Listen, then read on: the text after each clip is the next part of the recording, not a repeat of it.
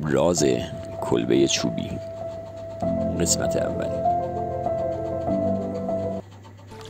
شب سردی بود، آسمون سیاه و گرفته بدون حتی یک ستاره. باد زوزه میکشید و شاخهای خشک درختان مثل سایه های بیجون روی زمین میرقصیدن. جاده باریکی که از دل جنگل رد میشد به یک کلبه چوبی فراموش شده میرسید.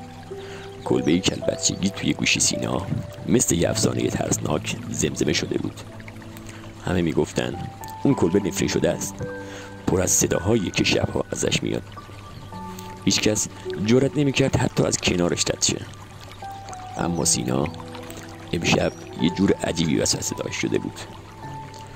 چراغ قوه‌اش رو برداشت، یه کوله کوچیک بس و پا گذاشت توی دل تاریکی. با هر قدمی که برمی داشت قشقش برگ‌های خشک زیر پاهاش مثل صدای هشدار بود، ولی وایسادن دیگه معنی نداشت. انگار یه چیزی صداش میزد، یه چیزی از اون کلبه. وقتی رسید در چوبی با یه صدای نالگونه باز شد. بوی چوب نم خورده و خاک کهنه زد توی صورتش. فضای داخل تاریک و سنگین بود، اما یه چیز عجیب بود.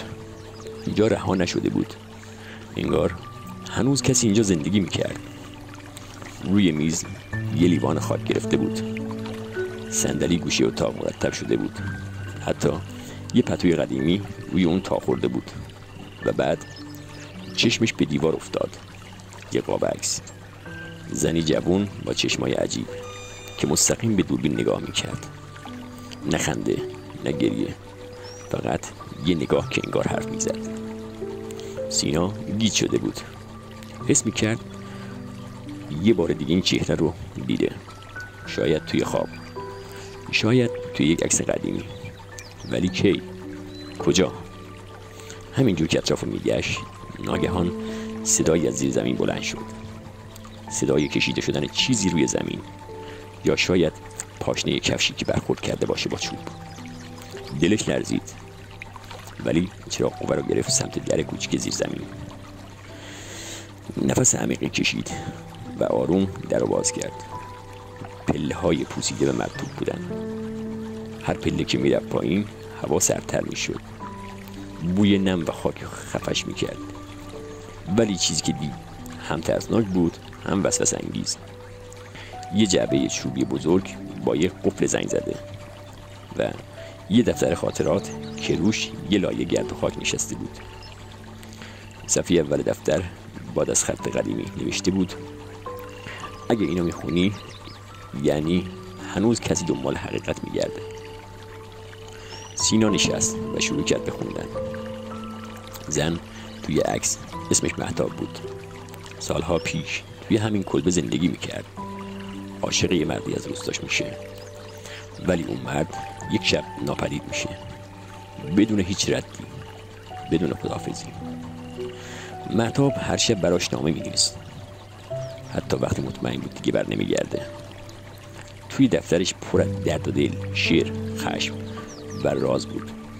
رازی که فقط توی اون جعبه پنهون شده بود. اما درست همون لحظه که سینا خواست صفحه آخر را بخونه، صدایی از بالای در اومد. صدای بسته شدن در ورودی کلبه. بعد صدای پا. چراغ قوه خاموش شد. سکوت محض. سینا تو دل تاریکی گیر افتاده بود و کسی بالا منتظرش بود. راز مهتاب هنوز تموم نشده و این تازه اولشه. اگه دوست داری بدونی تو اون جعبه چی بود، اون صدا مال کی بود، پس حتما قسمت دوم از دست نده. لایک و دنبال کردن یادت نره، چون با حمایت تو این قصه ادامه داره. ولی این شروع ماجرای راز کلبه چوبی بود. رازهایی که هر شب کم کم برملا میشن. اگه دلت میخواد بدونی ته این قصه به کجا میرسه، منتظر قسمت بعدی باش. هر شب همینجا با صدای من. شبت آروم، دلت گرم. خدا نگهدارت.